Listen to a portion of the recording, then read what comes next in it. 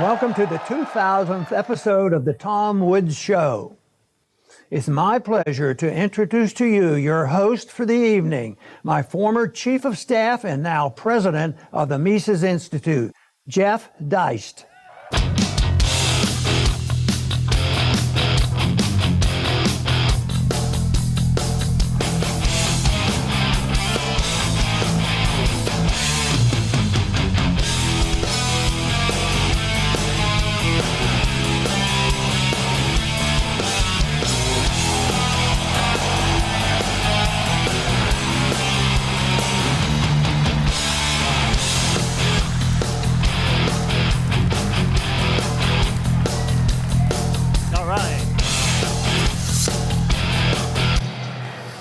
Thank you very much. Welcome. I want to thank each and every one of you for joining Tom tonight in his celebration of himself. So, over the years, I've had the good fortune to meet a lot of incredible people. I met the late Murray Rothbard before he died. I gotten to know Ron Paul. I know Lou Rockwell, I know Hans Hermann Hoppe. I've had the good fortune to meet people like David Stockman and James Grant and billionaires. And one time on Capitol Hill, I even got to meet His Holiness the Dalai Lama. So I've been in the same room as some incredibly accomplished and brilliant people. Now, this is not one of those rooms. But, okay, Tom sent me a bus ticket, so here I am. So, 2,000 episodes of the Tom Woods Show, 2,000 podcasts. About 1,990 of them were about the same four left libertarians. But the other 10 had substantive content, so I hope you heard those. Now, many of you know Tom once spoke years ago to a very shadowy organization in Australia. And as you know, that country's taken a very authoritarian turn since then. But look, Tom's not just a podcaster, he's a lot of things. Did you know that Tom holds degrees from Harvard and Columbia in the Ivy Leagues? Of course you know, because within 10 minutes of meeting him, he told you. But podcasts aside, Tom does have a serious academic side. He's the author of several very serious books, including How the Catholic Church Built Pope Francis's Swiss Bank Account, Real Dissent Against Cargo Shorts, Nullification, Denying Your COVID Diagnosis, and perhaps his most famous book was Meltdowns, plural. This is about his experiences raising 11 daughters through all of their tantrums and diapers.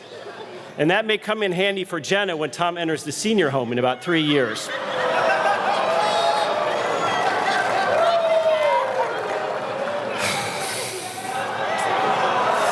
Michael Bolden's here, our great friend. Where is he?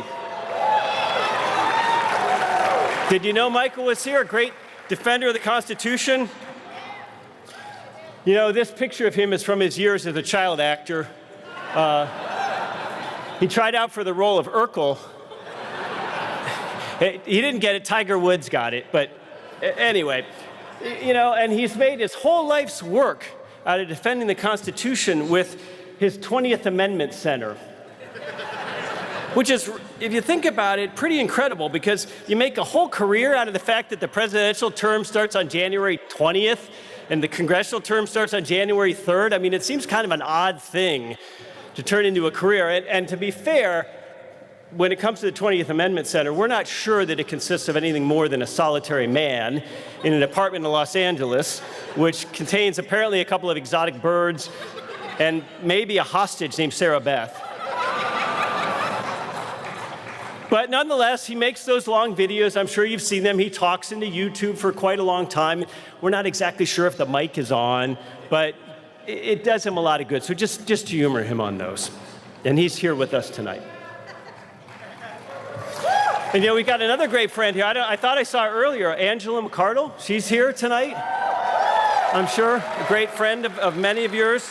Her life's ambition is to be the chairman of the Libertarian Party. And of course, Angela had given up on some previous goals. For instance, sewer scuba diving, Joe Biden's Depends gopher, and the person who walks behind the elephant with a shovel at the circus. But look, we shouldn't expect too much of Angela, because to be fair, she's the only person who ever got goth wrong. She thinks it's blonde hair and white clothes. That's not how you do goth, Angela. Hey, but another great friend of ours, I thought I saw him, Eric July is here tonight. Eric, where are you? Eric is, boy, I'll tell you what, Eric July is on fire. He's doing great things with this podcast and over at the Blaze with Glenn Beck and everything. I'm sure you watch this podcast. It mostly consists of him complaining about Marvel movie franchises becoming too woke. But I guess he talks about a few other things here and then. Did you know that Eric was a Division I track star at Texas A&M? It's true. Here he is.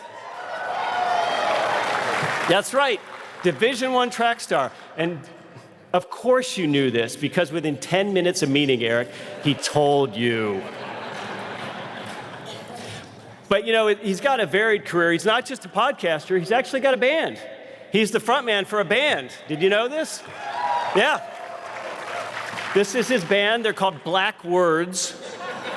I'm not sure that they're all black. It's hard to tell. So what he did was he got the guys from Hanson. Remember MMMBop? So he got them. And then, anyway, they play a style of metal music called nu metal. It's NU with two little umlauts over the U. And if you're not familiar with nu metal, it mostly just sounds like Korn with Eric screaming over top about self-ownership. But unfortunately, unlike Eric, it looks like some of his compadres in this group, they skipped leg day. And I think that one guy might have skipped arm day too, and maybe everything day. But you know who didn't skip arm day and leg day? Eric, because he was a Division I track. He was a Division I track guy. But you knew that. And so finally, I just want to mention a man who rivals Tom Woods in height. I'm sure you all know the great Michael Malise. Yes. Michael Malise is here tonight. He's a podcaster as well. He has a podcast called You're Welcome, but it's Y-O-R-E, You're Welcome. Get it? Play on words? Yeah. You're welcome. And really, Michael Malise's story starts with his grandparents. Of course, then, in their native Siberia, they were the Maliskovitz family, and they made great sacrifices to come here to the New World so that Michael could grow up in his native Texas and develop into the outdoorsman and hunter and fisherman he is today. So here's Michael. This is what you might say is Michael in his natural habitat, après-ski. But they came here and they had high hopes for Michael, and they dreamed of him becoming a doctor, a lawyer, a famous scientist.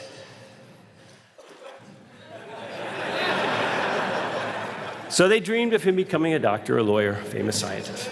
Didn't work out. But he has achieved some degree of fame here in the United States. The late, great Harvey Pekar, some of you know that name, actually wrote a serial comic novel about Michael's life. It's called Ego and Pubis. And of course, Michael himself wrote the 300-page book, The New Right, which is mostly him trying to pretend that the views presented are not those he himself holds. So all that said, I'm going to introduce the man you all came to see tonight, the man who is in love with himself, that tiny, tiny man, Tom Woods.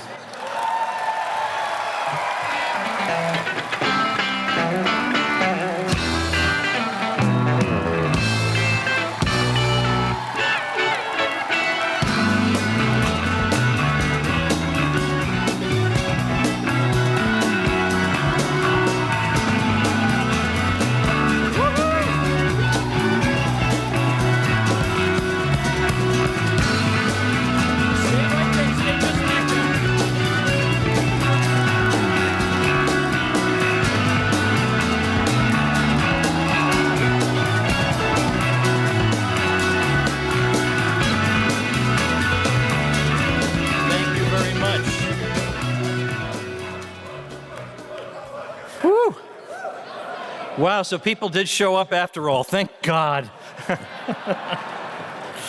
All right, listen, first of all, thank you all very much for being here. It's, you know, these sorts of things can be fun and interesting, but this has a special significance, I think, because of what we spent the last 18 months enduring. And so for us all to be here together, enjoying a moment like this, takes on extra significance. And so I feel obligated, though, at the very beginning to tell you that as we record what will eventually be released as the 2000th episode of the show, this is going to be very different from other episodes of the Tom Woods Show. I like to bill these as educational episodes. You know, you learn something, you become a smarter libertarian in 30 minutes a day, right? Ladies and gentlemen, nobody in this room is going to learn a damn thing tonight. Okay.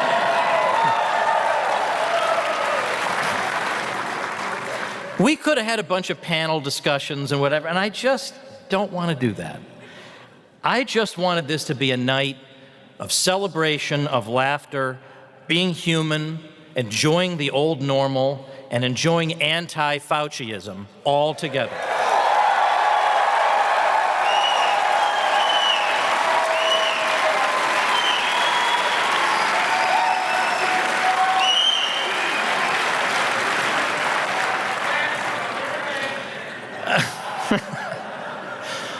If you do, by the way, take pictures and video clips and stuff and you put them on social media, please use the hashtag TomWoods2000 so that we can all see them and it's easy for us all to because I'd like to see any video clips or whatever, because of course we will release the video of this, but you know, Old Woods is only at like episode 1992, so it's going to be like a week and a half.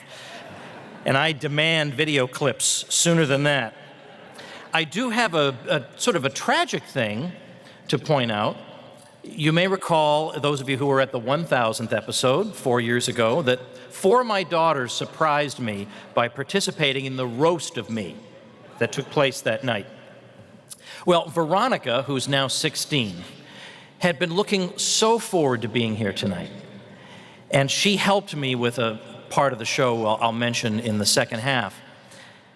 Well, she tried out for a play, and she really, really wanted to get a part in this play, and doggone it, she got one. And guess what weekend the play is taking place? It's devastating. Devastating. So I have this text from her, please, please record this or that. And I said, well, we have a professional team recording. Don't worry about it. So it's tomorrow that I'll be able to see her play. I'm going to be racing out of here tomorrow to see Veronica's play. But there won't be a Veronica Woods at tonight's proceeding. But thank you to Veronica Woods for helping me with a major part of what you're about to see tonight.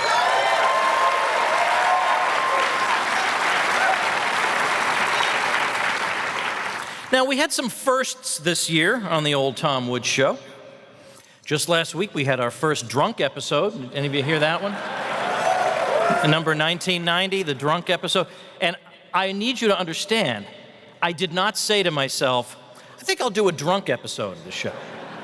It just happened that way. My lovely Jenna and I would do a lot of traveling. We were in Savannah, Georgia, which is a beautiful place, by the way. And we were at a wonderful restaurant that has a tasting menu. And I thought a tasting menu is not enough. I need the wine pairing with the tasting menu. This meal, this is not a joke. This meal went on for 3 hours.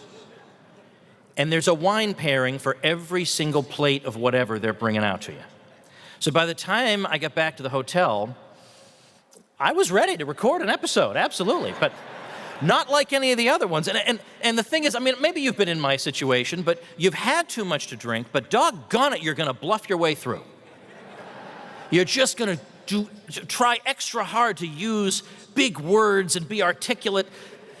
But I think I just tried too hard in episode 1990. It's just too darn obvious. But that was a first. Another thing we did was we redid the demographic survey of Tom Woods Show listeners. We hadn't done that in probably 6 years. We first did the demographic survey. One of the questions was, are you a man or a woman? We got 7% women listening to the Tom Woods Show. So that gave rise for a brief moment to the hashtag I am the 7%. Women would post that. Appreciate that.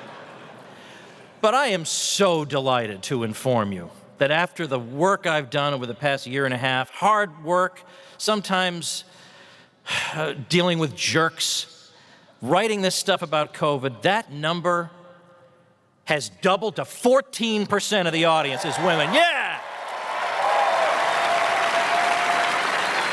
All right. Another thing that's changed about the Tom Woods Show, let's say since we had the 1,000th episode celebration, is that in the old days, people would come up to Michael Malice and say, hey, I heard about you from Tom Woods. Now the unthinkable has happened. Even at my own 2,000th episode, people are saying, hey, I heard about you from Michael Malice. Get the hell out of the building. All right.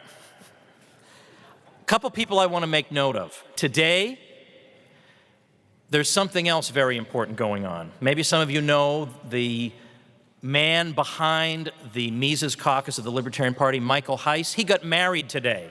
Congratulations to him.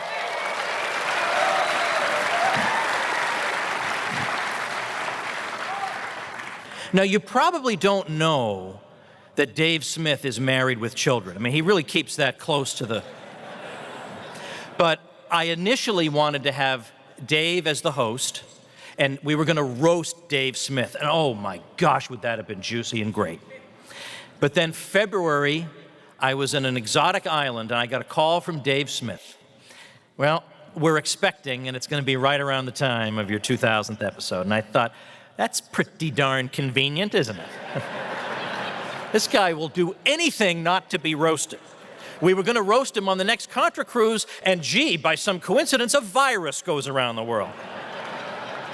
So if it's the last thing we do, we are roasting that SOB at episode 3000. Mark my words.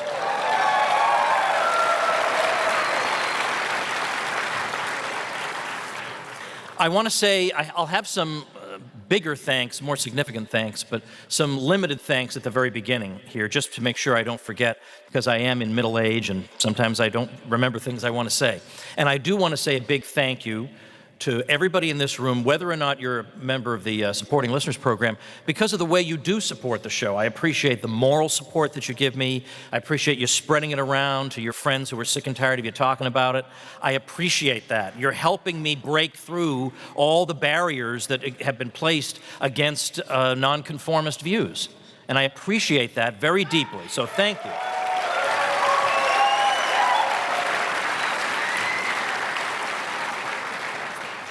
All right, one more, I have one thing I just want to tell you about. In the back, we've got books, and if you'd like to buy a book, and during intermission, might be a good time to do it so that you beat the rush at the end. So pick some up. And then secondly, let's see, what else did I want to say? No, I guess that's the only thing. Okay, a couple more quick words, and then I want to bring on a great man. Now, let me tell you something, okay? This is the God's honest truth. This is not a trick. I am telling you the absolute truth. Ron Paul is not a special guest tonight, okay? So anytime you have a mystery guest, everybody says, oh, is it Ron Paul? And then when it turns out to be somebody who's really, really good, but doesn't happen to be the greatest rock star of all time, it's like a big letdown. So I'm just letting you down now. It ain't Ron Paul. Ron Paul's not going to be here tonight. We got that video. That made me happy. But Ron Paul's not here tonight. I want you to know that. But we've spent the past, what is it, 19 months now, watching irrational, monomaniacal crazy people say and do nonsensical things, and people whose judgment we used to trust are all going along with it. That's a crazy thing to endure. And so to have a whole bunch of folks out there who didn't accept it, not because we're stupid and we don't accept science. Don't you love that? The impression is that they're the smart ones, and if only we would just read a book, we'd understand that you need to do X and Y, even though X and Y don't do a damn thing. Like, how can this not be obvious? Why are people not curious about this? Places that aren't doing all these things, places that aren't imposing all these restrictions, are not doing worse. In some cases, they're doing better. Why does this not make anybody except people in this room curious? I don't know, but doggone it, I'm going to keep writing about it until they do become curious.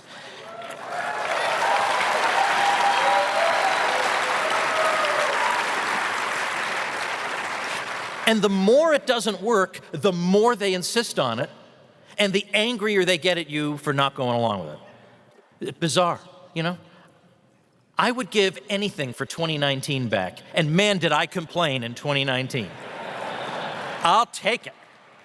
But you know, even with my extremely low expectations of establishment spokesmen, I am shocked at how totally unprepared they are to speak to anyone outside their echo chamber. It's shocking. Like, they asked Dr. Fauci on television in early this year when Texas had just dropped all its restrictions, and month after month the numbers were just collapsing. How could that be? I thought these restrictions were what was keeping everyone from dying. They got rid of the restrictions, the numbers kept going down. So they asked Dr. Fauci. And there's a part of you, 1% of your brain thinks, probably he's got some answer, right? He's got to have some thing to say for himself. So he was asked, so how do you account for this? And his answer was, maybe they're doing a lot of stuff outdoors. That was all he could think of. Maybe the entire state has just gone outside. That was all he could come up with. And this happens again and again and again with these people.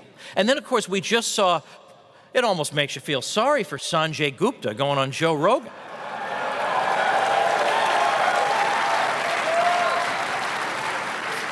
That guy just crumbled and folded. But another thing we've discovered, and this is an insight that I should have had on my own, but it was pointed out to me by one of my supporters, the great Jeff Lescavar, who says, you know, it's not a conflict of visions, as Thomas Sowell describes it, that explains why some people have this attitude that they're right, anybody who disagrees with them is inhuman and a stupid idiot and won't listen to science and all this stuff.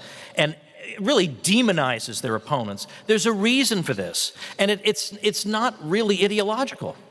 The reason is people crave being part of the in crowd, just like in high school. You know, in high school, when they all made fun of people like you and me in this room, let's be honest, I'm not the only one who got made fun of in middle school, come on. And they did that because that made them part of the cool kids. Well, now how do you be part of the cool kids? Well, you do what the screens tell you to think. You think those things, you say those things. And that's where we are now, that people desperately want to be in that group. These are the same people who say, I'll never take that Trump vaccine. And then it's, if you don't take that Trump vaccine, I hope you die on the spot. Exactly the same person. So in order to be part of the in crowd, they'll believe whatever they need to believe, whenever they need to believe it, even if it contradicts what they just believed 10 minutes earlier. Okay, well, we don't go in for that. What we have in this room is such a wonderful, intelligent, sharp group of nonconformists who just don't care what these people think.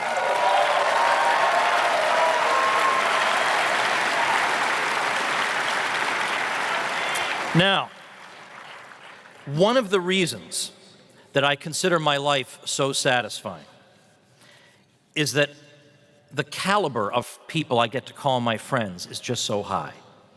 And I want to introduce to you right now, I'm going to be a couple of times usurping Jeff's role as host here, because it did occur to me recently, I could just have Al Woods be the host of the 2000th episode of the Tom Woods Show. Why am I farming this out to But it's fun, that's why. Answer is it's fun to have other people here and have Jeff come out and make all those complimentary remarks toward everybody. That was really enjoyable. But this particular person I've known for a long time. This person is an inspiration to me. This person's extremely knowledgeable and passionate and has done an enormous amount of good in the world. And I'll just leave it this way. I want to be as vague as possible. Well, I'll just put it this way. Ladies and gentlemen, it is my pleasure to introduce to you the winner of the Horton Crystal debate at the Soho Forum, Scott Horton.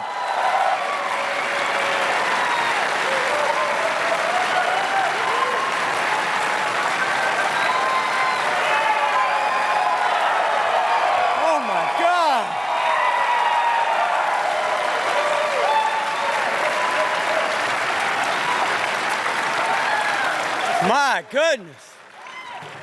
Good evening. I see some friends. All right. We'll figure out where to put this thing. Can I walk around with this, or I need this one? Yeah, it's wired. It should be Check. No? Yeah. Is it on? Check. Yeah. All right. Well, thank you, everybody. You're too kind. I appreciate it. So, I'm curious, did anybody see the viral video a couple of weeks ago of the skater punk pummeling the shit out of the fat, tired old warmonger in New York City?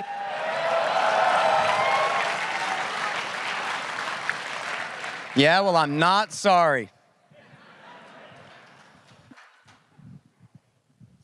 It says here, hold for applause, drink Dr. Pepper. Well, thanks. I know a lot of people were counting on me to give Bill Kristol a good beatdown. Give Bill Kristol a good beatdown, they would say. We're counting on you. I asked Tom Woods and Peter Van Buren, two of my brilliant and experienced writer friends, what their advice was. Destroy him, they said. I'm glad I didn't let y'all down there, man. Though to be perfectly honest, that was me going easy on him.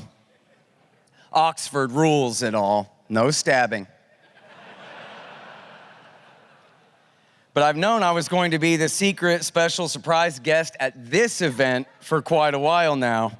And it had occurred to me that it was going to just be 2 weeks after the big debate. So even though I luckily didn't feel nervous up there in the moment, I have been worried for quite a while that the debate with Krista would be closer to a draw. And then I would show up here and Tom Woods would introduce me like, Scott Horton, everybody.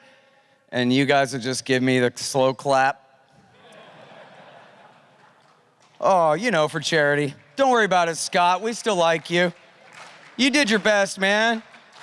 And it wasn't too bad, really. I still like your show.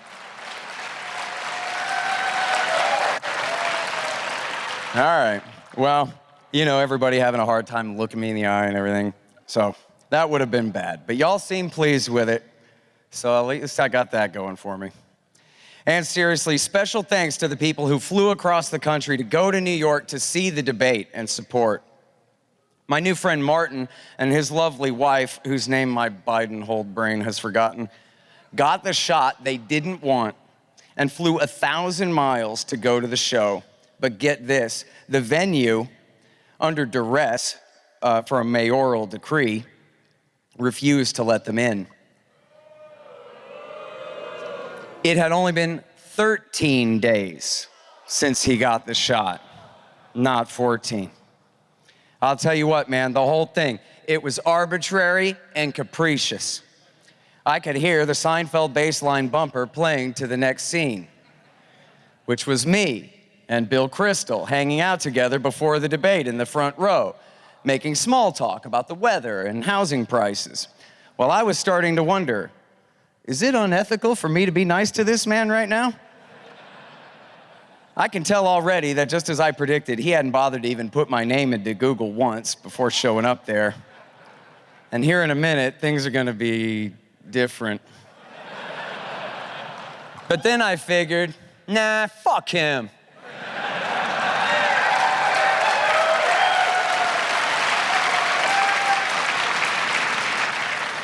I knew that was gonna be an applause line. After the debate, Crystal took off pretty fast. And it's funny to me, not only remembering what he said, but hearing it played back in his voice in my memory. Hey, Bill, can I ask you a question?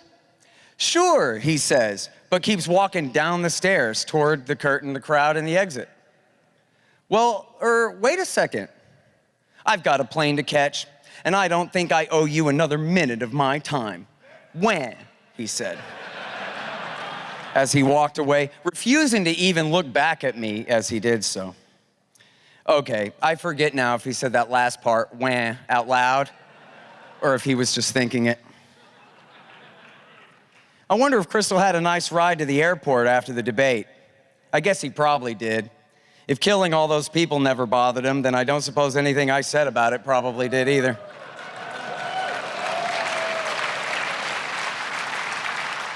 All right, well, anyway, we're here to celebrate Tom Woods, right? Yeah. So here's some of that. This party is in honor of the 2000th episode of the Tom Woods Show. That is impressive, truly. It also ain't shit. I've done 5,600 interviews.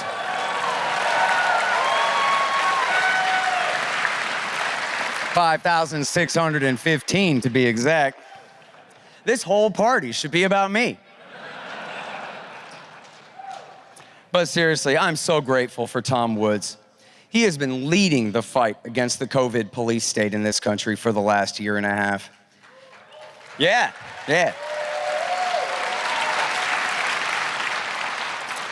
Tom is absolutely one of the most active and influential opponents of the lockdown regimes. And from the very beginning, too. Thomas E. Woods ain't afraid of no damn germ. Not at all. Not this Wuhan virus, he ain't. Why, just a few weeks ago, this man was literally lying prone in the intensive care unit, tweeting around his oxygen mask.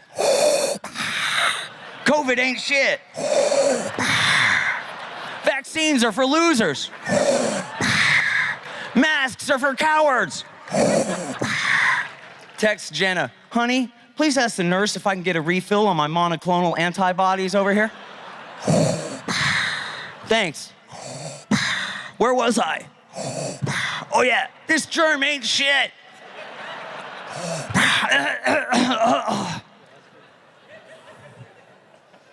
Now, if anyone here is trying to get inoculated by infection, I hear Anthony Samaroff is still passing that good Delta strain stuff around. Some of us took it at PorcFest and got pretty fucked up. Now, I was really worried about you for a minute there, Tom, but I'm so glad that you're doing better now. Thank goodness for that. Yeah. Now, we're really gonna need good leaders when the USA breaks apart here after the next presidential election. I need a better punchline, Tom. Nobody wants to talk about Civil War here tonight. Horton, keep it light. How about, thank you, Tom, for being shorter and balder than me. It really helps me. No, I love Tom as we all do. But as we all know, sweet Jenna loves him the most. So they're getting married next year. Yeah. And this is just great. I know she's made him very happy so far. Congratulations, you two, right? Yeah. And thanks for having me with you here tonight, my friend. Now, magician Doc Dixon is here. Where's the doc? Oh, okay. All right. Now, some of you may already know that Doc won on Penn and Teller Fool Us. Yeah. No, that is incredible, seriously. It takes an exceptional amount of talent. I mean, I've seen amazing tricks on that show that they still saw right through. So it takes a real special amount of talent to do that. But I got a magic trick I bet you can't pull off, Doc. See if you can get Penn Jillette to dare do an episode about American militarism and empire on his show Bullshit on Showtime. Nah. No matter your skills, you'll never pull that off. You know, because money. Nah, but I know that show's not on the air anymore. But they would only ever punch down, picking on psychics and spoonbenders and coal walkers and priests. But never once did the great debunkers Penn and Teller ever dare to take on the biggest lies of our era. It's a lot like if they did a show about magic tricks, but without playing cards or sex offenders. Hey, how about Eric July? Where's Eric? I hear clapping, I don't see him. All right. This man is at the forefront of comic book culture and criticism in America. Not exactly my thing, but very cool and very important to a lot of people. There was big news in the comic book world last week. You guys might have heard. Yeah, DC Comics actually was working on a deal with Eric to turn him into a comic book superhero.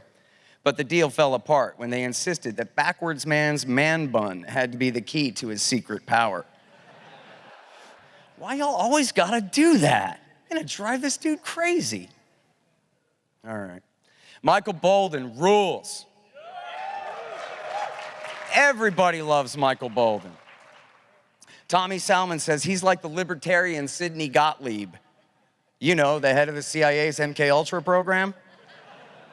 I'm not sure if that means Michael tortures people to death or just gets really good acid. I guess I should have asked.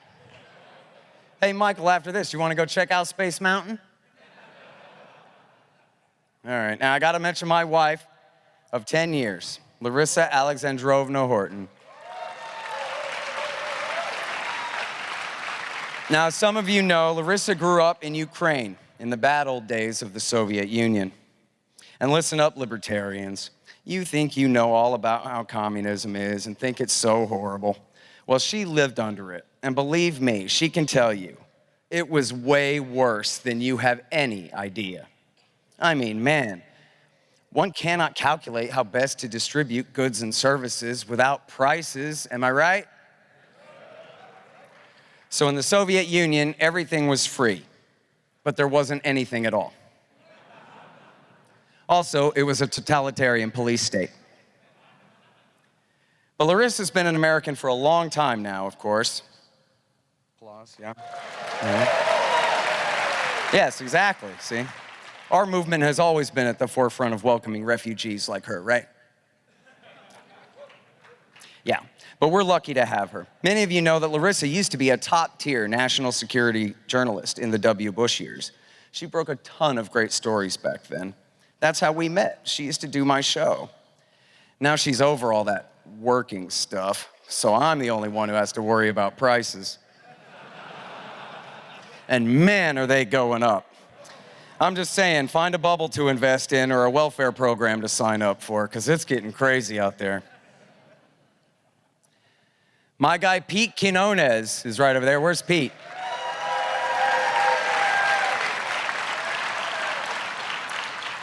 I mean, you know, self-ownership and all, of course. Pete is his own guy and Stacy's guy. But I just mean that he's managing editor of the Libertarian Institute and co-host of our new YouTube show, The End of the Empire. In a way, this means that the shit he says is kind of my responsibility. So, sorry about that. Where's Angela McArdle? She just took off. All right, well, I regret losing my skinniest American Libertarian trophy to Angela earlier this year. But I'm relieved to know it will not be much of a burden for her to carry on the way to her upcoming position as chair of the National Libertarian Party. That's right. There, Angela will spearhead a brand new project with the Mises Caucus to make it so that when people learn about libertarianism from the LP, they learn about libertarianism. I know, it's a radical new idea, but I think there's real potential there. Tho Bishop from the Ludwig von Mises Institute disagrees entirely. Where's Tho? Right here. He thinks we should all vote Republican. But though it was said that you would destroy the Sith, not join them. Bring balance to the Force, not leave it in darkness. Nah, but seriously, I'm just glad vote Republican was not the message at Mises when I first found the thing in the Bush years. I don't even think Cato, in the worst days of their silence on the wars, actually encouraged people to vote for the GOP. Nah, but I get it. The populists are less worse than the conservatives on some things. But that much less worse? No, the last Republican I voted for, Ron Paul, in the primary of 2012, is the last one I'm gonna.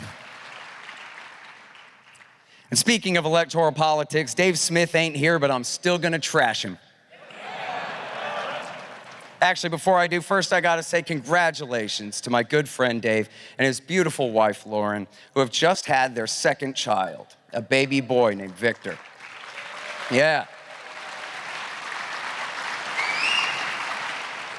As the dad of a sweet little girl, he was already happy, but now he's even happier. So we're all very stoked for you and proud of you, Dave. But I still feel bad for Dave Smith because he's running for president. Everyone knows it. He hasn't officially announced it yet, of course, but I know it's true because I'm the one making him do it. Well, Tom was busy. But the poor SOB, I kind of feel bad for the position I'm helping put him in here, because Dave is not just a great libertarian propagandist, he's a successful New York comedian. Have you all tried to watch The Legion of Skanks lately? It's terrible. Big J says some hilarious thing. Then Louis J. Gomez says some insane shit. And then the cameraman points at Dave, and Dave's like, yeah, I gotta pass on this one. Other times he still cracks the joke, but you can see him thinking about it for an extra moment first. Can I take the risk of saying this one out loud? Okay, screw it. But it takes an extra second. And in comedy, timing is everything. Just drink more, dude. It'll help deaden those reflexes. Good thing you don't know how to drive. But trust me, man, your 6 haters on Twitter are wrong. It's gonna be worth it. It's gonna be awesome. Like the Ron Paul revolution.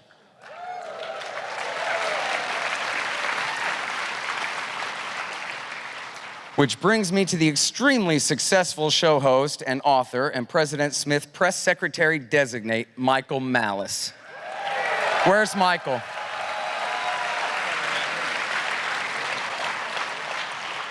As you all know, other than his devotion to the murderous, ethno-religious, supremacist Israeli apartheid state in historic Palestine, Michael Malice is one of the most prominent promoters of anarchy in the world. So that's pretty good. We all have our blind spots, I guess.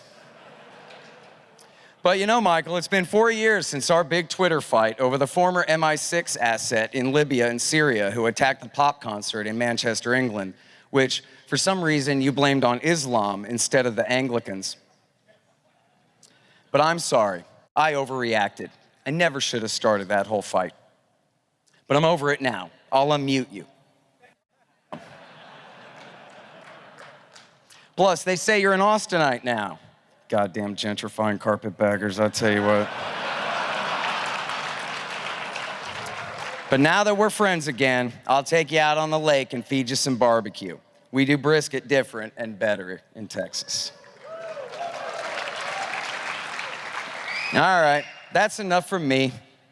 Everybody tip your waiters, for Pete's sake, for nothing else. And if anybody wants to fight me, I'll be out in the parking lot getting high in about 10 minutes. Thank you. That was great. That was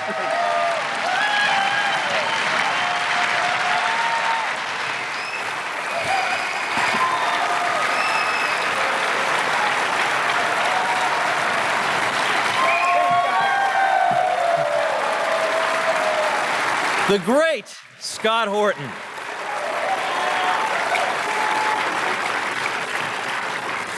All right, folks, before I bring on the next person, and then Jeff really is going to host this thing, I promise. After this, Jeff is, honest to goodness, going to host this thing. I want to say a quick thing about what's coming up in the second half, because we are keeping the Michael Malice mystery going until the very end. So you're just going to have to wait a little bit longer.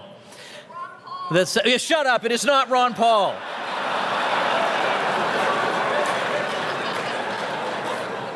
People are hopeless. All right.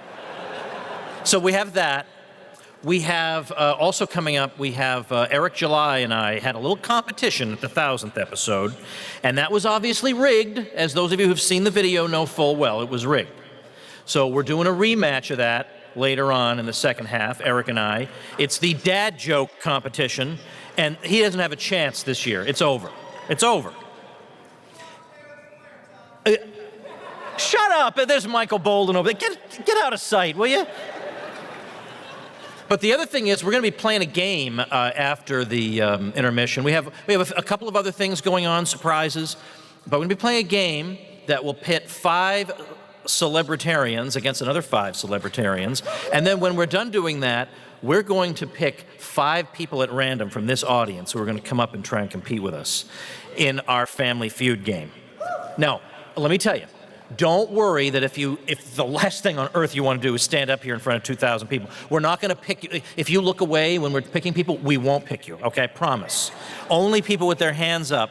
And we'll have Doc Dixon, who's about 7'8", do the choosing, because as a magician, he's got some experience picking volunteers out of audiences. But we're going to have a lot of fun coming up in the second half. So don't go away, okay? Don't go away. Stay with us.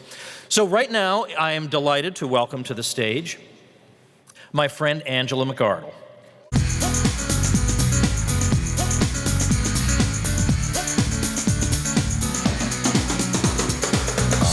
too sexy for my shirt, too sexy for my shirt, so sexy it hurts.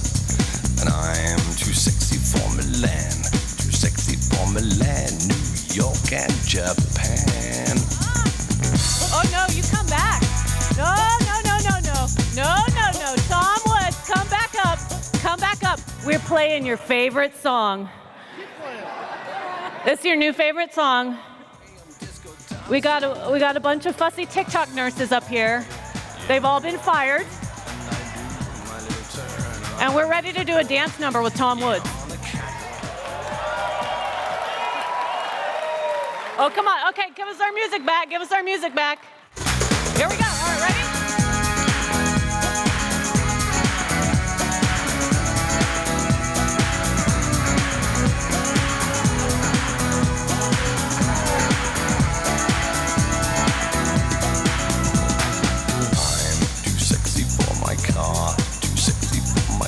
Too sexy by far, and I'm too sexy for my hat, too sexy for my. All right, we got it. Okay, thank you guys. Yesterday's heroes are today's trash, so give it up for our TikTok nurses. All right, you guys are good. Have fun. Thank you. Seriously, yesterday's heroes are today's trash. So how's this for perspective? Last year we were mad because nurses were dancing on TikTok, and it contradicted the narrative we were being spoon-fed, force-fed on mainstream news that hospitals were overcrowded. Well, I don't know. Maybe actually there are worse things to complain about in hindsight. Like now, all of those nurses are getting fired. So that kind of sucks. And OnlyFans is no longer approving X-rated content, so there won't be any easy career changes for those ladies. But not everything sucks. Southwest airline pilots, they stood down the regime, and I think that's freaking awesome. Man, I never thought I'd be applauding a union. It feels dirty. And we're all here, and Tom made it to 2,000 episodes.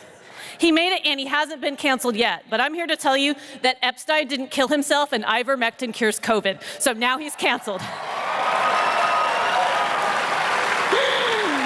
But we're here to celebrate Tom, maybe not deplatform him, we'll try, and to celebrate our ability to survive the regime. Everyone here is a fighter, every single one of you. Most of you had to walk the TSA gauntlet to get here. I actually thanked them yesterday for molesting me and for my freedom. That was fun. Most of you had to put on a stupid mask as part of the new performance art you're required to participate in to get on a plane. I like to take my mask, which I forgot, and as I walk through, I say, "Get back, germs, the power of mask compels you." It makes it really fun to go through TSA with me. Most people don't want to walk next to me. Do that the next time you walk through a government building. It's exciting. But we all made our journey to the Holy Land of Florida so that we can, right? It's kind of freaking great here. So we can join together and practice our weird cult of common sense. Apparently now we're all full-time medical researchers and epidemiologists, so this is fun. That's a nice hobby. But even though I feel like a genius because I figured out microscopic particles can pass through a single layer of fabric, this lockdown has still been a really humbling experience for me. There are people who I formerly would have said that I hate, that I now consider my allies. That I'm building positive relationships with. Like the LA County Sheriffs, honestly, like the Department of Sanitation in LA. They're all about to riot. It's wild. Man, you wouldn't believe the calls I get from government workers who are getting red-pilled on everything that's going on, begging me to help them. It is humbling and frightening. It's opened the door for me to have positive dialogue with these people on other topics too, like the scope of government and the drug war. And as much as it's divided us, the whole world, it's brought us together. And that really does give me hope for our future. History doesn't repeat itself perfectly, but it often rhymes. And while we might be observing the rise of a totalitarian empire, we might be, we're also seeing the second wave of the Ron Paul revolution. It's taking place right now, right here in this room. Wave of states rising up peacefully against the federal government too. Peaceful secession movements. Pilots and blue-collar workers striking over medical freedom and winning. What else? We've got a lot of good things that are happening in the world. Headlines proclaiming that cryptocurrency is thriving in China, even though it's been outlawed. Libertarians pulling their kids out of public school and starting families. Right? Dave Smith at home spending time with his newborn baby, and Michael Heiss getting married today. Hopefully we're going to see a baby happen there soon. And man, I got to tell you, the black community speaking out against government and its suspicious alliance with pharmaceutical companies, how encouraging. Dude, they're being brave. Black celebrities don't have to speak out against vaccine mandates, but they are. Kyrie Irving, does anybody in here watch, right? You know what he said? He said, "I am doing what's best for me. I know the consequences here, and if it means that I'm judged and demonized for it, that's just what it is." How about Nicki Minaj telling people to pray on it and make sure you're comfortable with your decision?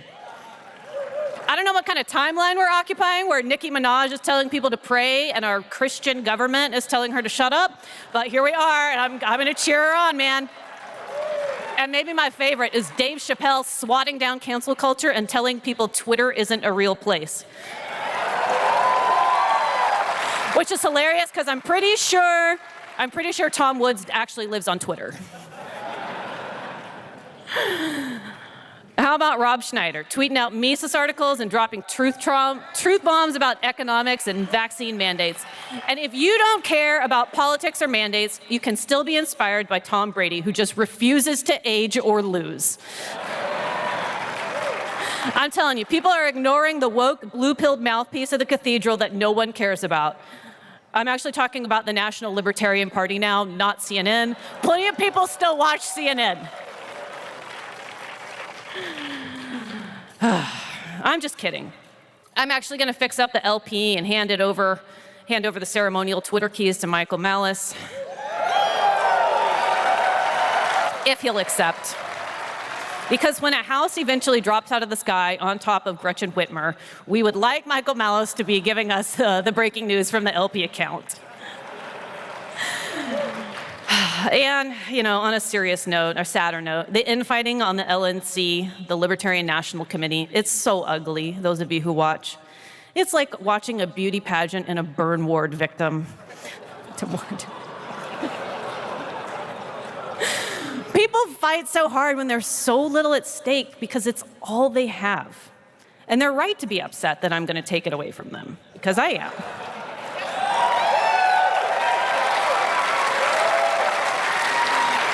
All they have are their little titles and their meetings, so please have some compassion for them. It's a fixer-upper, but there's a lot of potential under that cringe exterior.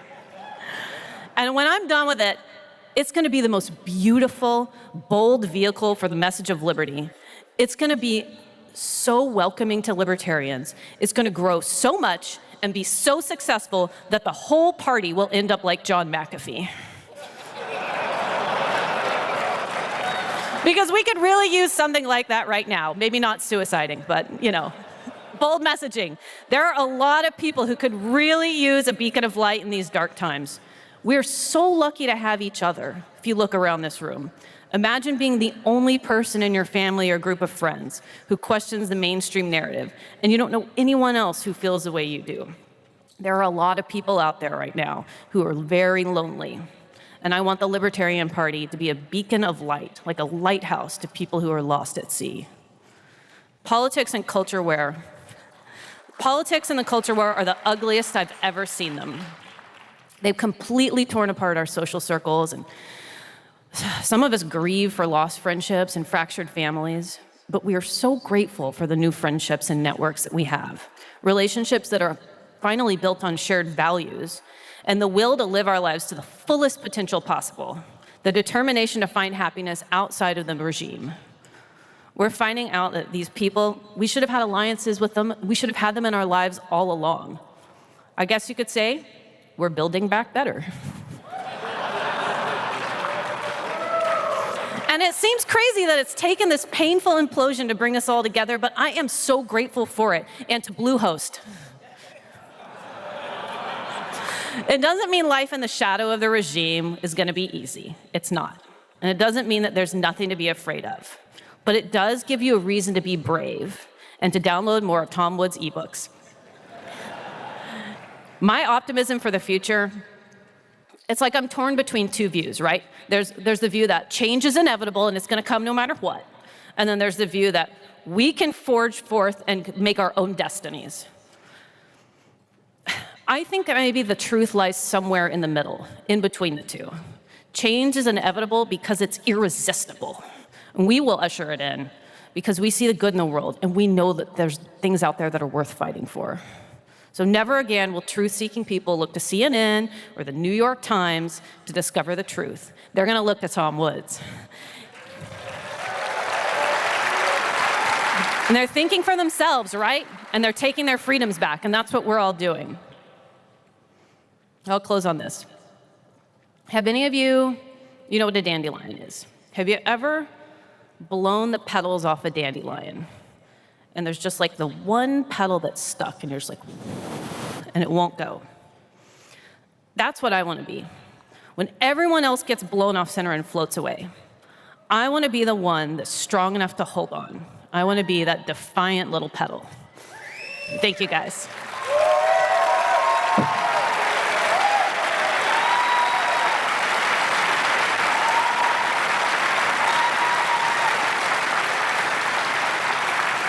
Thank you, Angela, for those inspiring words. Especially when she said, if you're lonely, become a libertarian. Well, speaking of libertarians, we have an exception to the rule tonight. Doc Dixon is here, a man with actual skills. And as somebody mentioned before, he actually fooled Penn and Teller on their show. So we're going to see a video of that before we welcome him. So let's cue the video, please. Welcome back to Fool Us. Magicians are like boxers. They don't want you to see what they're doing with their hands until it's too late. Let's see who's going toe-to-toe with Penn and Teller this round. I'm Doc Dixon. I'm from Atlanta, Georgia. I'm a comedy magician. When I was a teenager, I worked as an emergency medical technician on the local ambulance service. I decided eventually to pursue magic as my career path, but the nickname stuck. Being an EMT, the stakes can be life or death. Being a magician, the stakes can be, it wasn't the three of clubs. As a magician, I've twice performed at the White House, and it's no different playing for Washington bigwigs than it is playing for a person on the street. People are people, and the appeal of magic is universal. Penn and Teller have seen some huge magic on Fool Us. I'll be bringing the smallest trick that's ever been brought to the Fool Us stage. Penn and Teller, it's time to play the game.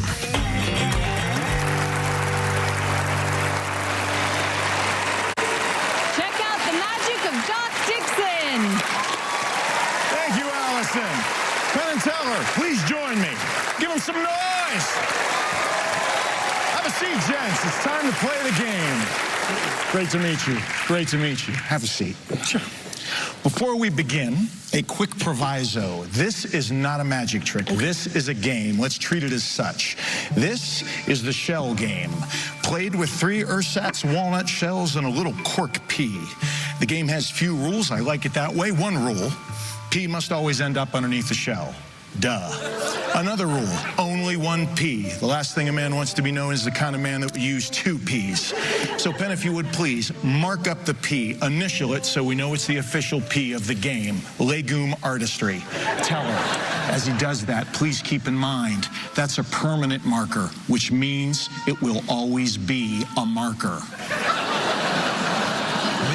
Okay. Thank you, brother. I've signed the P. It was kind of fun. Awesome. Nice work. A little shot there. Oh, nice. Okay. We'll play 3 rounds. The first 2 rounds with the audience, the final round with Penn and Teller. It's a simple enough game if you don't know it. I cover up the P with the shell, move the shells around. Your job, keep your eye on the shell with the P. I have total confidence in you. You're going to do great. Don't take your eyes off the shell with the P. Just watch. Very simple game. You got it. I know you do. A, B, C. Where should the P be? C. Excellent choice. First time you played, only 15 inches away. Nothing to be ashamed of. Good job. Good job. Round 2 coming up.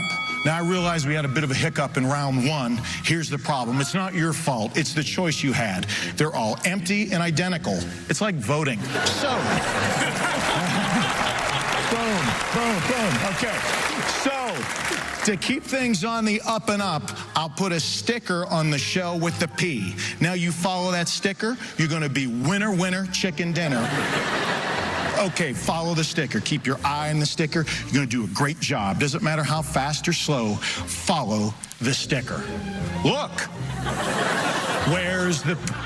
No, the sticker. The sticker. Right there. Round 3. Thank you. Round 3 coming up. I've played this game thousands of times. Never been more excited to play it with you 2 guys. Thank you. The honor's mine. Thanks. The P is right there. The glass goes on top of the shell. The cup goes on top of that. Teller, please do me a favor. Hold a finger in the air like you just don't care. Thank you. Put her right there. I'll keep these bad boys back here. Here we go. Round 3 in 2 parts.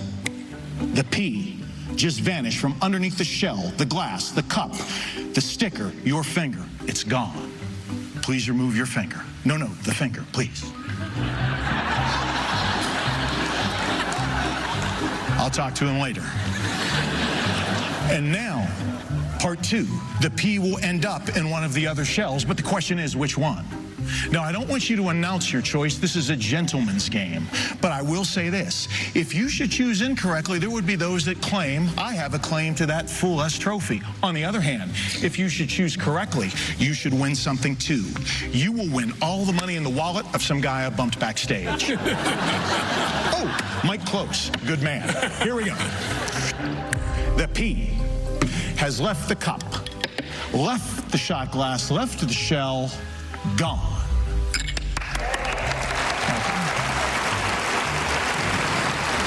Now the question is, which one did you pick? Gone. Now I realize there's a portion of the audience that thinks I just cheated. I refer to that portion as everyone. But I didn't cheat. I obeyed all the rules. Rule number 1. P's got to be underneath the shell. Rule number 2, only 1 P. And rule number 3, winner, winner, chicken dinner, follow the sticker. promised you I wouldn't use an extra pea. Never promised I wouldn't use an extra shell. Inside the cup, not just a shell, but an entire walnut. Yet, I hear something inside. Let's see. For your safety, draped. And inside the shell, a pea. 10, please confirm, is that your mark? Well, there's my initials, and there's the peace sign. Yes. Love it when it works. Thank you, sir. Thank you. Doc Dixon, everyone!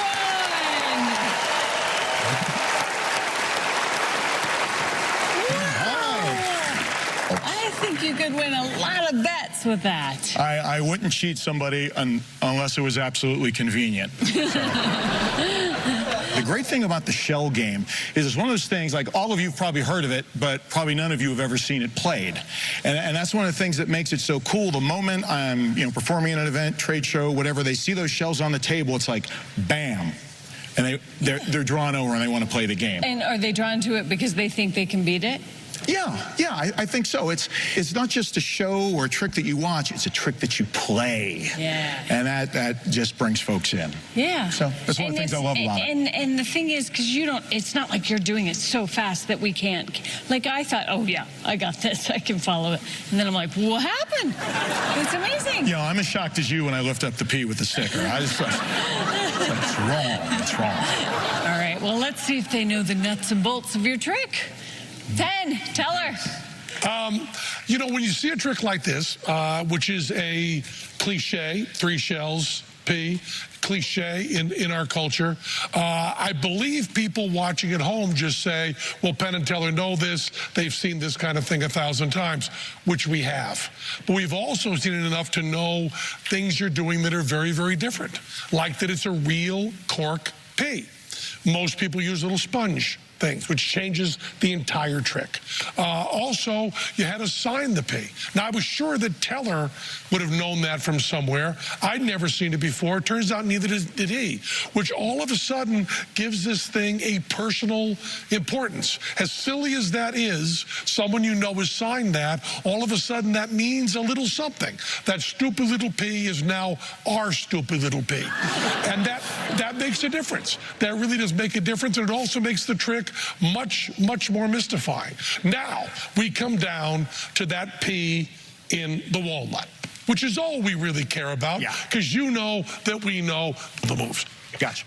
And we thought about it, talked about it, and we think, and I'm going to take you at your word, we think you held out and added that pea when you folded over the handkerchief. Is that what you did? Something like that? No, sir. You're saying that the pea was actually in the walnut shell? Yes, sir. And you're telling me the truth? Yes, sir. Okay. Well, if the pea was actually in the walnut shell, you fooled us.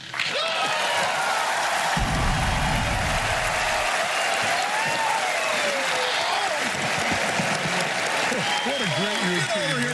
Great routine. Thank you.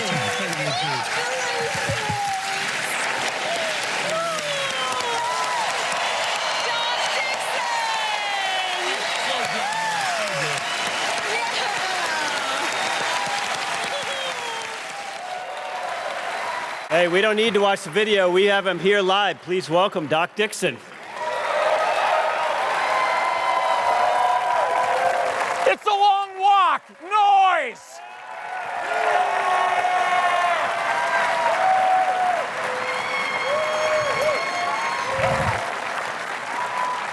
Oh, thank you.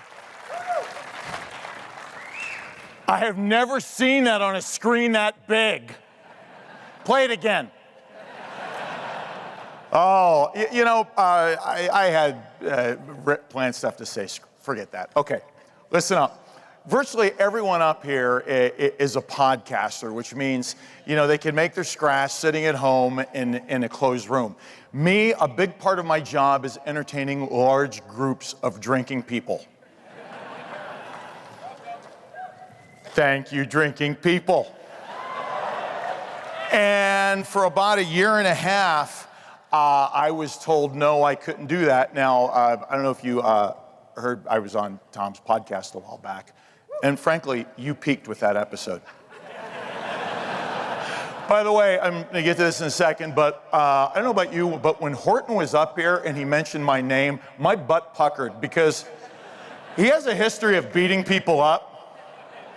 You know, I was a little afraid, But, you know, for a year and a half, I couldn't do that. And as time went on, I would see the people that were preventing me from doing, you know, what I've worked my life for, in Gavin Newsom in the French Laundry. Oh, how good for him. I hate him. And I just want to soften that because I know that'll go, you know, what we're saying here could go beyond our audience. I really hate him. Because doing that, and other people that did that were saying that what they want to do is more important than feeding my kids. And my wife and I, we have 6 boys at home, and they have an eating disorder and that they want me to order food for them every day.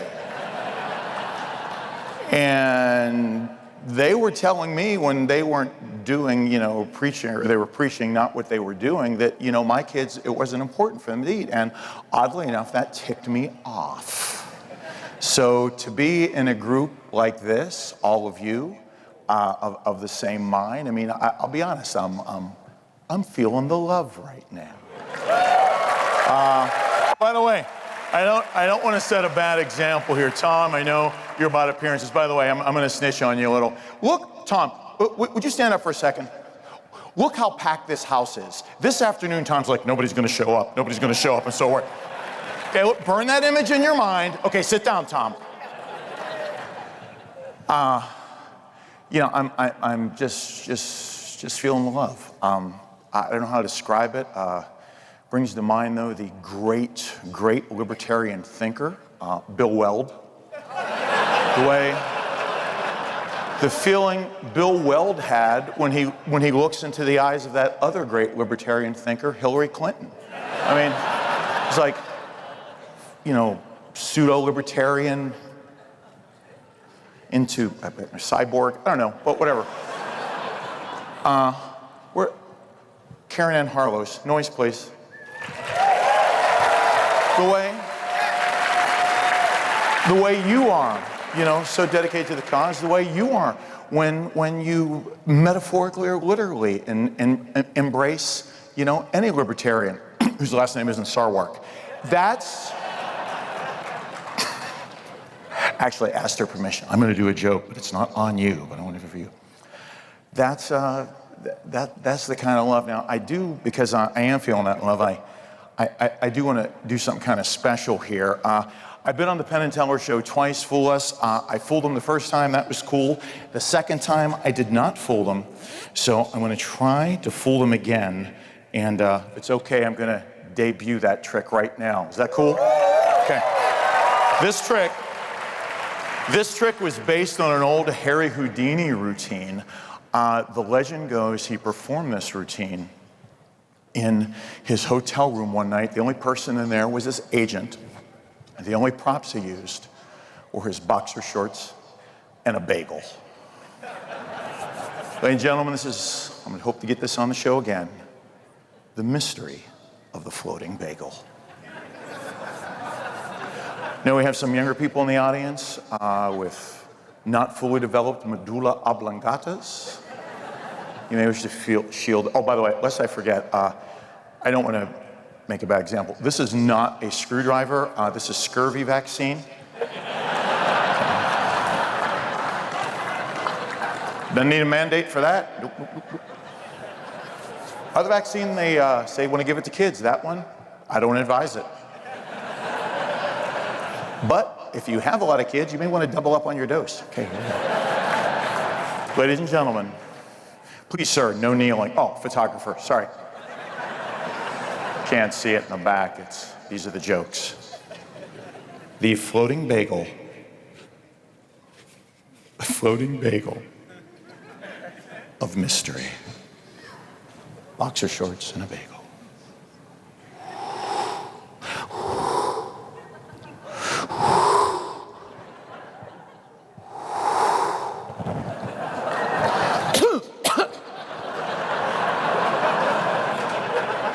Okay, needs work.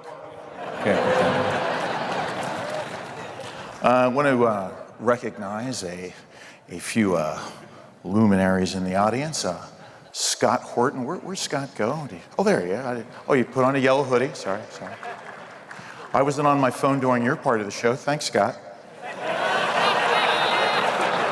Please don't beat me up. When my Facebook feed started to get filled on my libertarian friends, Scott Horton, I'm like, wait, Scott Horton beat up the guy from City Slickers?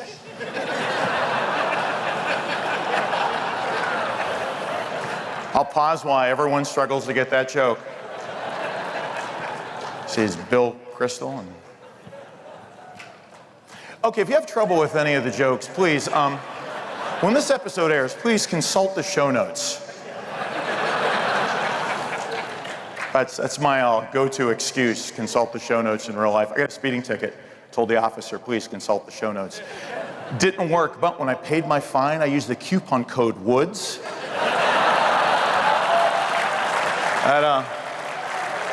That didn't work either, but I worked that into the invoice on this. Okay. I saw this, and I mean, I'll just add to, I'm the millionth person to give you kudos, but I wondered, a guy who's against, the violent and the war and all that stuff, where did this viciousness come from? Where did it come from? Well, I know he's going to deny it. Tom Woods, were you there on site with him, coaching him to be vicious? Tell the truth. No. See, he said he would deny it. See, I told you. Is that great? We have a video. Could we enter that? Can we show that of Tom coaching Scott at the debates? Can we put that up, please? Hidden camera footage. Check it out.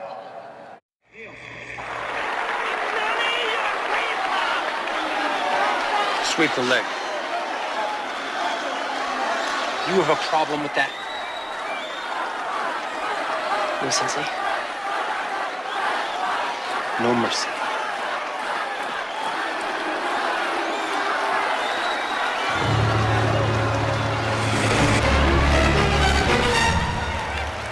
Who are you going to believe? This liar, failed alcoholic podcaster, or video I've clearly shown you. By the way, hitting the hooch has affected Tom, and he's realized he's needed some help, and I've tried to encourage you. So, again, Karen, Tom, Natural Podcast together, and I've made a logo. Could we show that, please? Or a little out of order. Could we show the logo for the new Karen and Tom podcast, please? Yeah, there it is right there. Little plot twist here. Tom's pinky. Okay, take it down. It's disturbing to watch.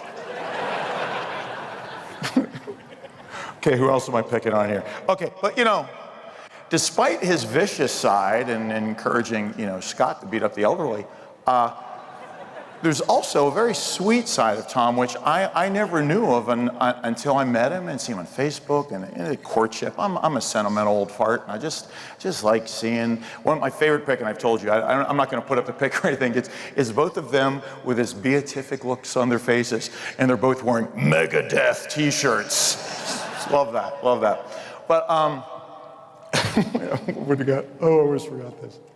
Okay, good. But I've noticed there's a part of Tom that is rather romantic. And a while back, while he was recovering from the Rona, he was singing songs. And, because of the podcast career is collapsing for him, I says, Tom, cut an album. That's what you need to do. Libertarian love songs. Could we put that album up on the... There you go, right? Now, like you notice, there's a fig leaf there. Tom, before I came up, I sent an email. If I do not get 20 grand in Bitcoin, that fig leaf's coming down. It's 20 grand because Michael Malice offered me 10 grand to take it down. So, all right, I'm going to magician a little now, and I got to tell you, what I'm going to do, I don't do fancy schmancy magic, okay? I'm in magic what's called a classicist. A classicist is someone that does old school magic. A classicist, to be blunt, is someone that profits from the efforts of dead people. That's what I do. I profit from the efforts of dead people. Now, in magic, that's called a classicist. Now, in libertarian publishing, that's called this. So,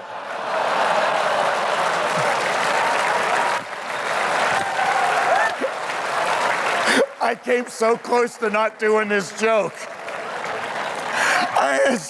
It's right there. I mean, I'm listening to your podcast about the episode, and Malice is saying, oh, it took 6 months to get out. 6 pages, Tom. He wrote 6 pages. He writes slower than Ayn Rand on Quaaludes. If you're under 30, ask an older person to explain some of that joke to you. It was a different time. Sad. I mean, I told you, you know, that you need to quit giving out free ebooks and letting people hear for free. I says, how are you going to make a living from that? Tom says, volume.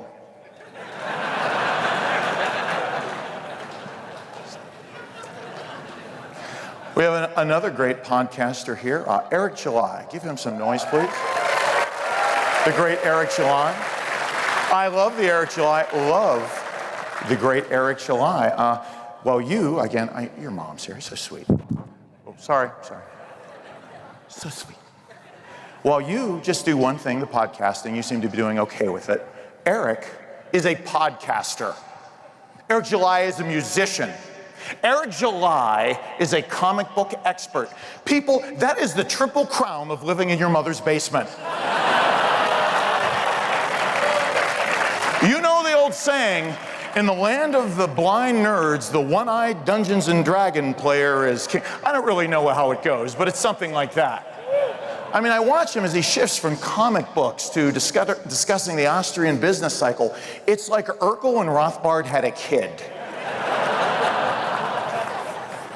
So, I'm going to do the magic now. This is the first magic trick I ever did in my very first magic show. It's also about the time I started to become a libertarian. I was 12. Thank you. The Foghat concerts down the street will be. It's more appropriate there. I was 12 years old. I did a show at in my mom and dad's basement. Mom made some cookies. Yeah, and I got paid for it. That's right. Get money for things. Okay. And I made $1, $2, $3, $4, $500. But my dad explained to me, hey, you got to give some of that up for taxes, $100. I was like, what? Dad, I'm pretty sure I should still have $1, $2, $3, $4, $500. And I looked at my dad and I said, taxation is theft. And so do you. Say it. Okay, I'm really not feeling it there, people. Maybe I didn't get the story right. I wasn't 12 years old, my first magic show. I was 6 years old. And it wasn't at my mom and dad's house. It was at my school. And I was paid $500. And I had $1, $2, $3, $4, $500. And my dad said, hey kid, they're gonna take away about half of that. So they took away $100, $200, and I was ticked because I still should have had $1, $2, $3, $4, $500. And everybody said, you are so close to where you need to be. And it's my fault because I'm getting the story wrong. I wasn't 12 years old. I wasn't 6 years old, no. I did my first magic show and I became a libertarian when I was just 3 weeks old.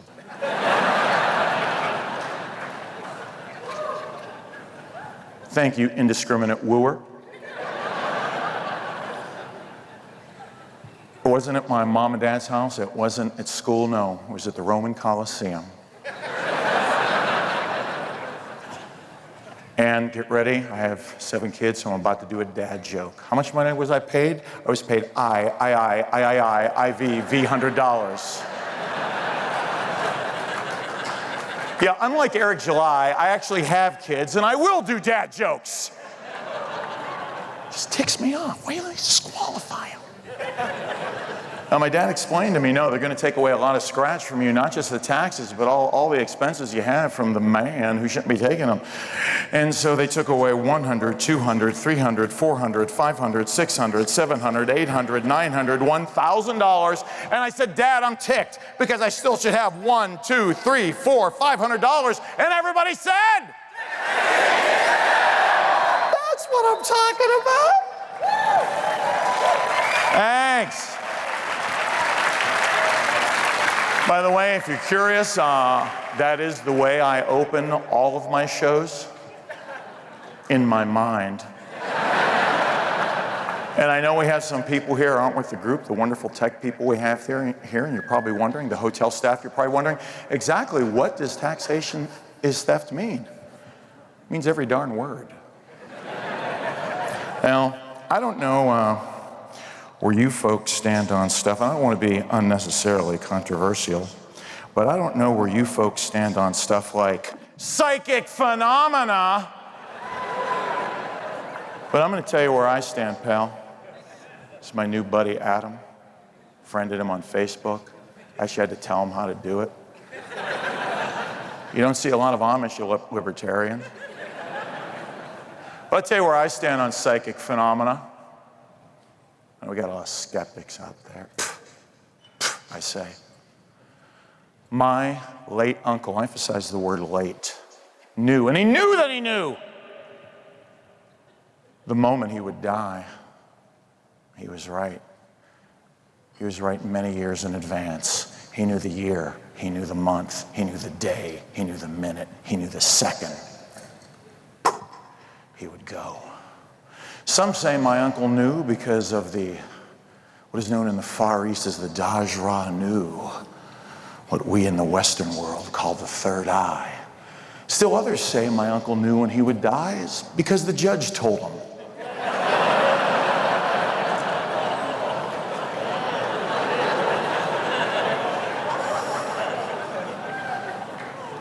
Should have anticipated that we get a weird reaction from libertarians. That may be a good joke, but no. Well, I happen to have a similar power. I have predictions inside here. It's time to record something to predict. Let me see. Jack Lloyd, who's been wonderfully helpful in prepping for this. Stay right there, Jack. Easy. I would invite you up here, but if the spotlight should hit the jackets you and your wife are wearing, people will think it's a supernova. You know how many LeMays we had to kill for those jackets? Stand up, please. Let them see the jackets. Good Lord.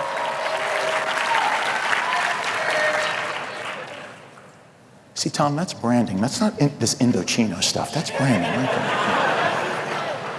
Jack, we haven't prearranged anything, you know, all like blah, blah, blah. Okay, Jack, just give me a 3-digit number off the top of your head. Okay, 732. 732, that's excellent. Good job, Jack, good job. Now, I want you to just pick someone at random here, someone be personable, wouldn't mind helping us out, and someone you don't know, make it random. Someone all the way in that red shirt there. Jack, you're picking them, sit down. Because if you are willing to stand up that far away with a drink in your hand, I respect that. Tell me, did you meet Tom via the podcast or at those meetings you go to? Podcast, okay, just checking. Your mom's here, she's concerned. Jenna has accepted it. Stages of grief. What's your name, bud? Michael. Michael, I want you to picture yourself, you're in outdoors sitting underneath a tree. You hear the footsteps of an animal behind you. Boom! Or excuse me, perhaps it's a big animal. Boom, boom, boom. Perhaps it's a little animal. Chicka, chicka, chicka, chicka, chicka, chicka. Perhaps it's something in between. Boom, chicka, boom, chicka, boom, chicka. For the ladies. Michael, pick an animal, something unusual. Don't say like dog, cat, bear, something like that. Michael, nice and loud, and you've been loud so far. What animal would you like?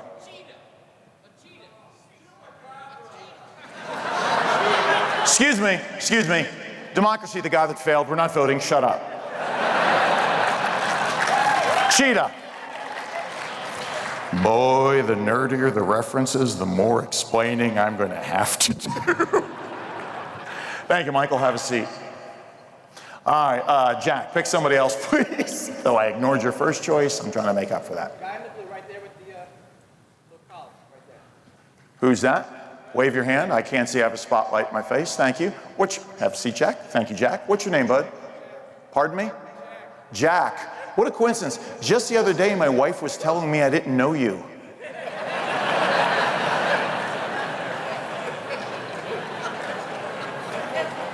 That's one for the show notes. You look like a young fella. Jack, how old are you? 14. Yeah, raising that boy right. All right, Jack.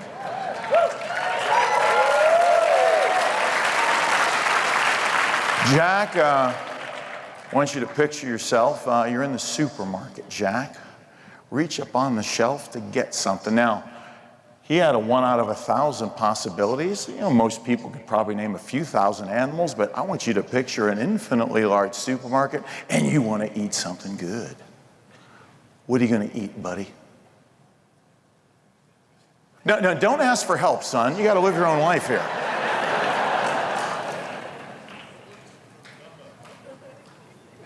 What do you want, Jack? Fish sticks? Is that what you said? Pardon me? Pierogies.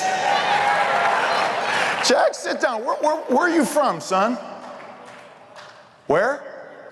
I knew you were from up north. Have a seat, Jack. Give him some noise. Fine young man there.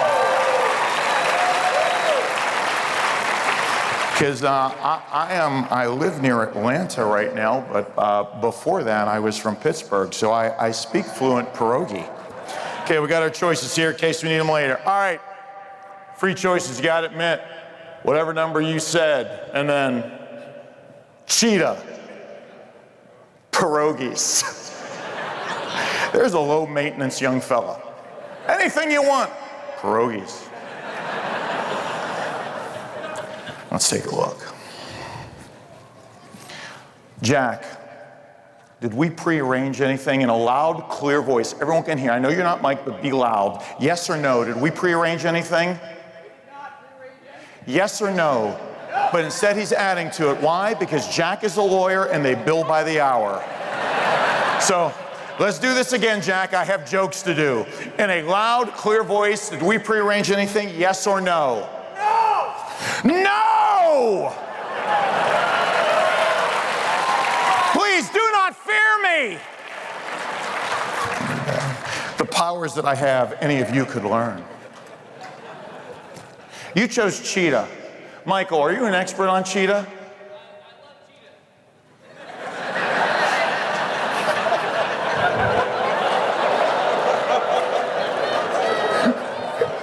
I know how you said it, but here's what I heard. I love cheetah.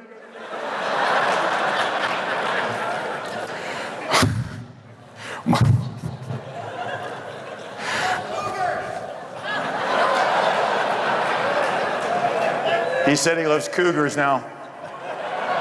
Though I realize I'm claiming to be a mind reader, I don't think you have to be a mind reader to know what he was saying. Well, I happen to be an expert on cheetahs. At university, I majored in cheetahology. And I happen to know that if cheetahs they go through a time when there's not enough food to eat, cheetah food, and don't get confused, because a lot of people think it's Cheetos. No, that's just something Big Snack wants to fool you with. But wait, let me do that in the right voice. That's just something Big Snack wants to fool you with. It's a conspiracy, I'm telling you now.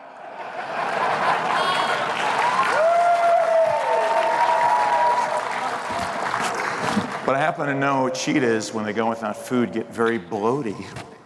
Their spots fall off, and their legs get sandy. So I've drawn a picture. Cheetah!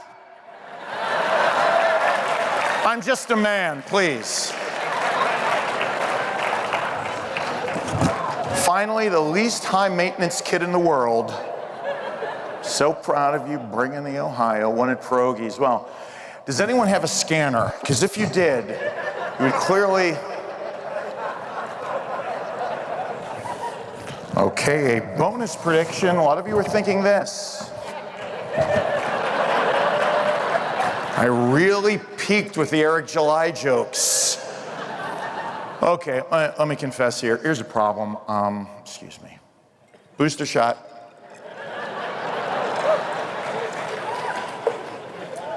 By the way, how many of you bought drinks here outside? Make noise if you did. Okay. Is it just me, or does buying drink coupons reek of fiat currency? Is it just... You know I'm right. Tom's looking at me like this now. It's the same idiot on every channel. Get him back to the home, Jenna. Been under a lot of stress because I've been stalked. Yeah, I have a stalker, and how long? That's the worst. He's been sending me letters. I know you've been up here, and you've been so wonderful. Angela, would you join me on stage? Give her a big round of applause, everybody. She's right up here. Please be careful. A sealed letter from a stalker, and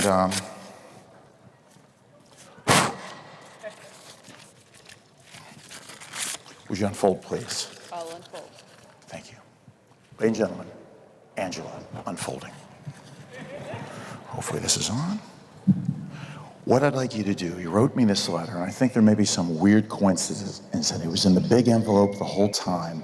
Please, if you'd read the letter, we may pause occasionally for dramatic content. Dear Doc, you know how much I love and admire Tom Woods. If that's not creepy, I don't know what is. I wish I could scream from the mountaintops, Tom's the bomb, but it would ruin my career. Who could it be? So if you will arrange a secret meeting with Tom, I am prepared to offer you my life savings, $732. That's the number you said. It's almost like you know my stalker, you creep. And my cherished pet cheetah. And my favorite meal, pierogies. But wait, who sent it? Sincerely, Paul Krugman. Thank you, Angela. Thank you so much. Give her some noise. Oh. Okay, plans change, people. One thing I've learned from the Rona, plans change. Originally, you heard Tom mention it, I was gonna saw him in half. Easy. I'll be honest, as it went on, I've gotten to know the cut of the man's jib. If you're under 30, ask an older person what that means. I realized I just didn't feel comfortable about it, but I did want to do another trick that I think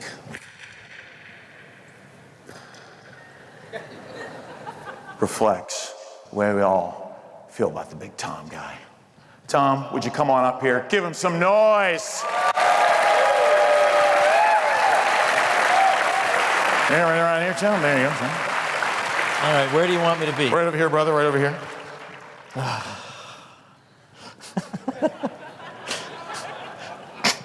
You bastard. Wow, Tom. Wow. First, Tom, earlier this week, I texted you, asked you what your favorite candy bar was. I have two of them here. I meant to get a right and a left. It's Twixt, but they're both left, so suck it up. Oh, thank you. Just hold on to that, please. I'll hold on. And also, you know, magicians traditionally do tricks risking audience members' money. That's not the way I am, Tom. I'm a giver from way back. So I'm gonna risk my own money. $100 bill. Excuse me, smackers. No, not Tom. Don't even. Not yet, Tom. Thankfully, thankfully I have an extra. Okay, right there. Okay. Okay, stay right there. I have an extra right there. Tom, here's what I'd like you to do. $100 bill, 100 smackers. Write your name on it in big letters, please. Just Tom, just nice and big. It's going to be an amazing trick.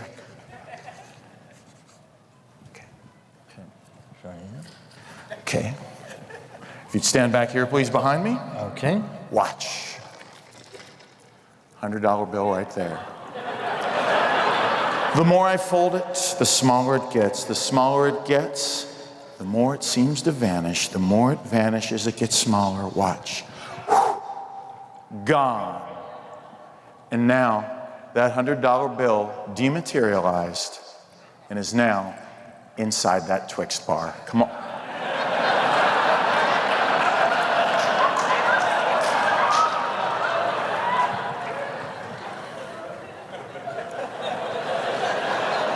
It was good.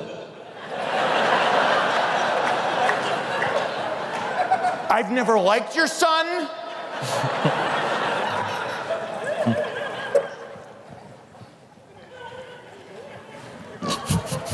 Stand here, sunshine.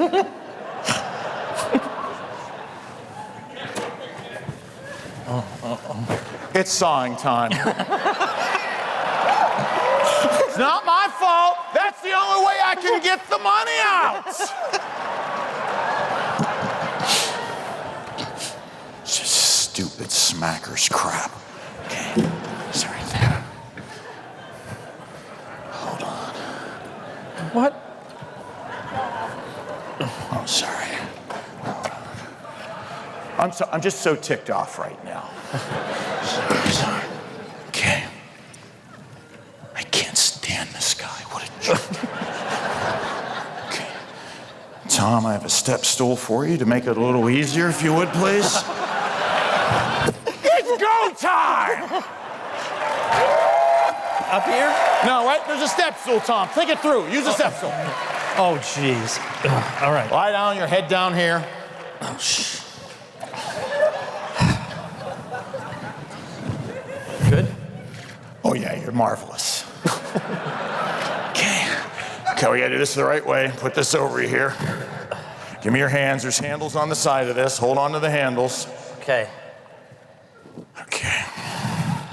By the way, I should say, mostly what I do is close-up sleight of hand magic, or sleight of hand magic for large audiences like this. I don't do illusion tricks, which are large tricks like this. But 10 minutes before I came up here, I took a course on Skillshare.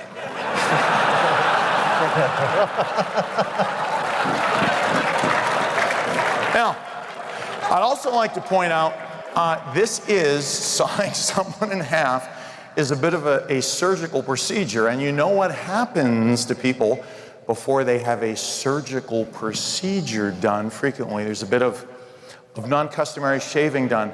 And I just want to say our other sponsor, Harry's Razors. Harry's Razors. Don't get in a funk. It's a slam dunk. We'll shave your junk. Harry's Razors. I am so going over. I'm sorry. I mean, over time. Oh, yeah, sorry. you're way over. Yeah, whatever. Let's get this done. So, you know, I still don't feel right about this. This is the non-aggression principle. Just, tell me, I'll let you decide. By applause, cheering, and noise, someone say, do not cut him in half.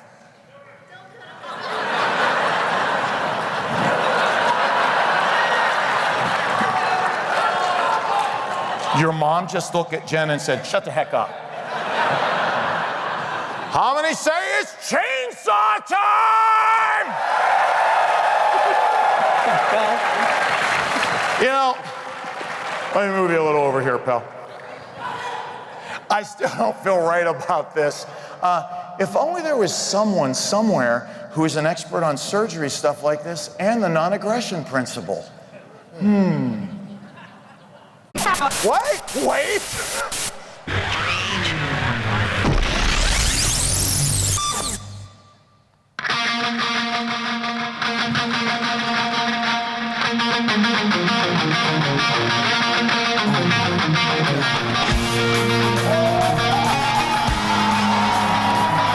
Sorry, dude. Hello, Tom Woods listeners. Sawing someone in half is definitely a violation of the non-aggression principle. But I got $100 But I'll make an exception if it's Tom Woods. Start sawing.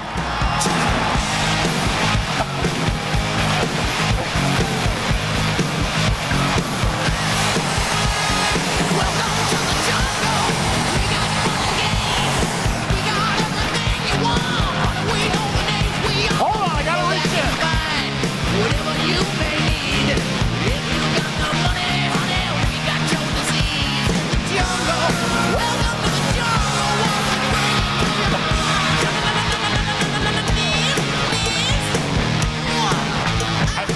I wanna watch you bleed. Welcome to the jungle. We're taking day by day. If you want a joke, gonna bleed like the rock pain. You're a very sexy girl. Very hot man. You can take some bright nights, but No. Oh, get out. jungle. Welcome to the jungle. Is that all right? It is. Nice! Good shot. Can I get up? Kick over that way. Hold on.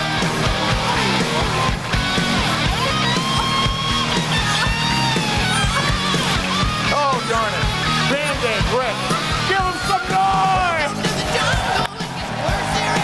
Doc Dixon, everybody! Thanks, everybody. Thank you, Doc. Great. Good man.